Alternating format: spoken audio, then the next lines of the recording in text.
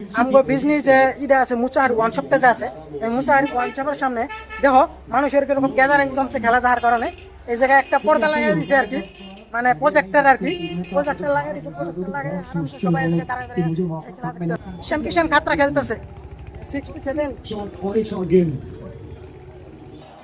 तो निचले पाथ में लगी है। ওভারে 167 রান। ঈশান কিষান পুরা পুরা হিট, পুরা হিট আজকে ঈশান কিষান।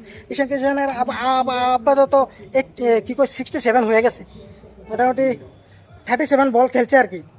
ঈশান কিষান পুরা, ঈশান কিষান আজকে 100 মারবো শিওর। তো ঠিক আছে চলো যাই বাড়িতে, বাড়িতে যে আমি আরামসে খেলা দিই।